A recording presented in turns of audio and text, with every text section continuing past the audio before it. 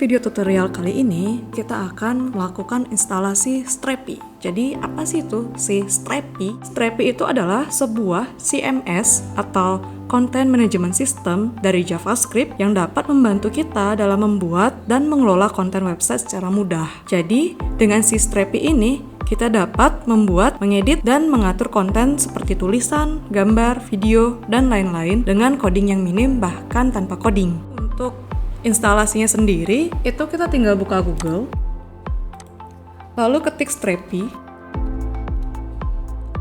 Setelah muncul seperti ini, kita klik Strapi.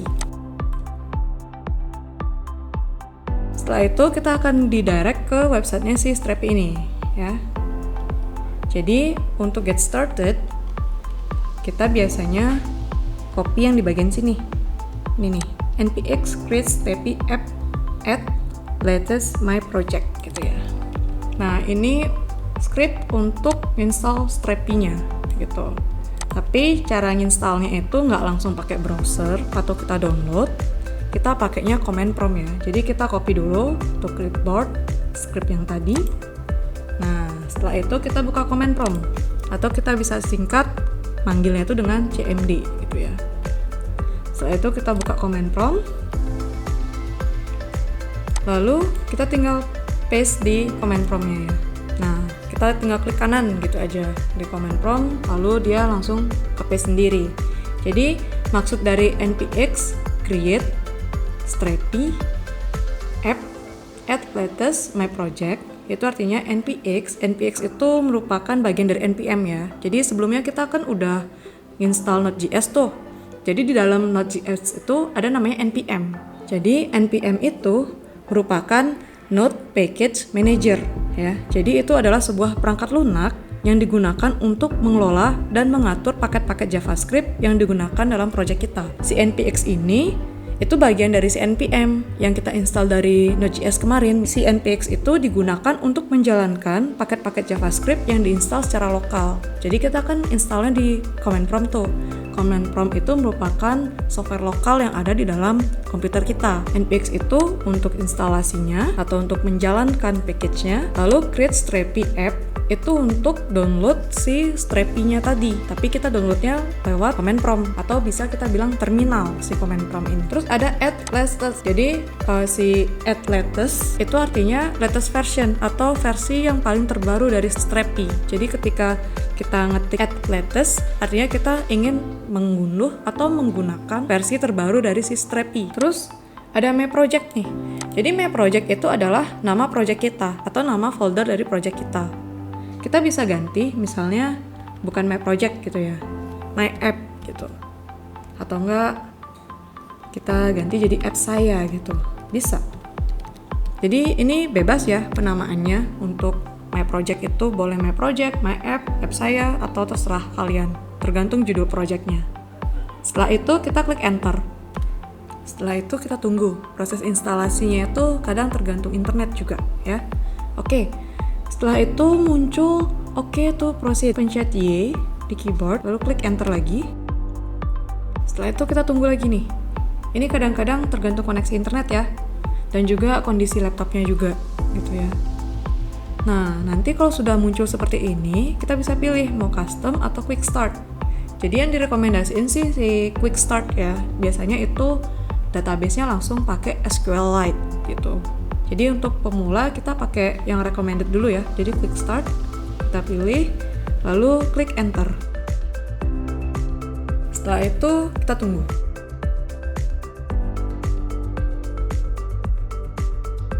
Oke, jadi proses instalasinya udah selesai. Dia langsung ngedirect ke Google Chrome ya. Kalau dari settingan default browser kita Google Chrome ya, dia bakalan bukanya ke Google Chrome. Tapi kalau misalnya yang lain kayak Microsoft Edge atau Firefox, dia bakalan buka web browser tersebut gitu ya. Oke, jadi setelah selesai instalasi, dia itu bakalan ngedirect kita ke localhost 2.133/admin/out/register admin gitu ya. Jadi di sini kita regis dulu. Itu masukin nama pertamanya misalnya hehe gitu ya. last name-nya WK. Itu terserah kalian deh, bebas aja, itu nggak mesti pakai data asli kalian gitu ya.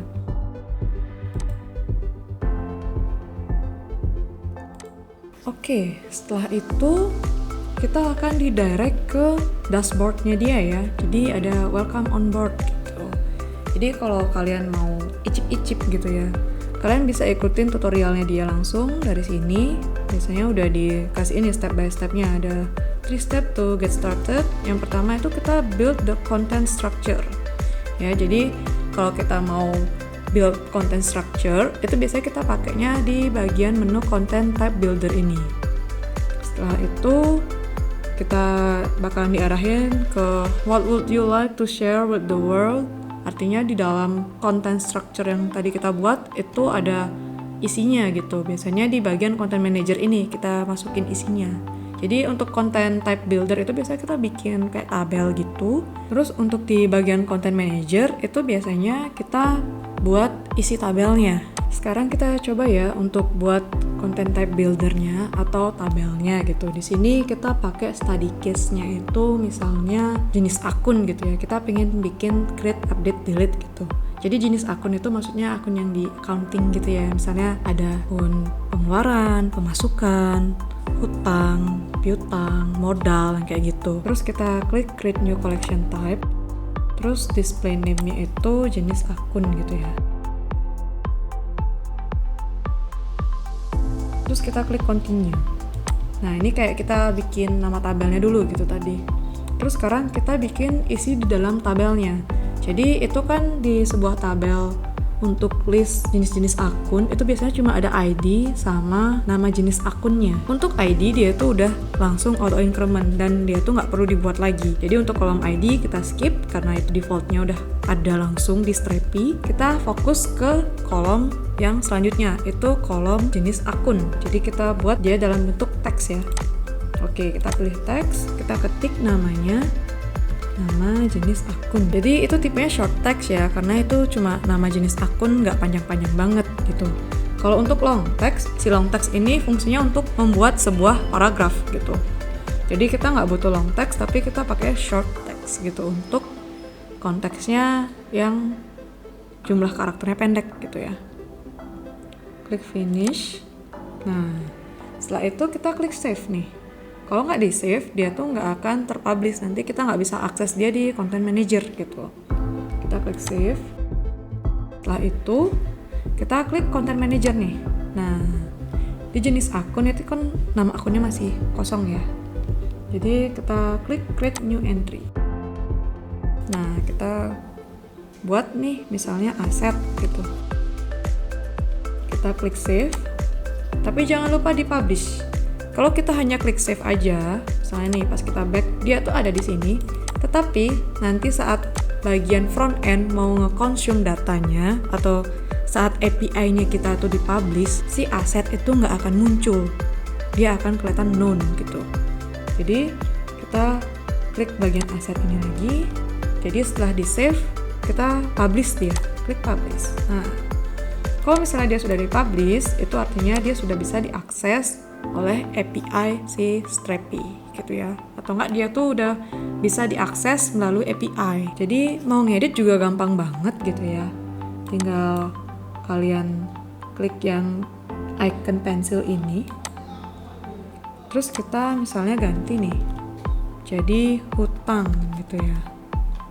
Kita tinggal save lagi, udah nggak perlu diklik unpublish ya, dia udah otomatis ke publish kalau kita cuma ngedit doang gitu. Untuk delete-nya juga gampang. Untuk action create, update, delete di Strapi itu benar-benar gampang banget ya. Jadi tinggal delete item, terus nanti klik delete this entry gitu. Nanti tinggal diklik confirm aja. Nah, selesai deh gitu. Oke, sekian tutorial kali ini, semoga bermanfaat. Terima kasih.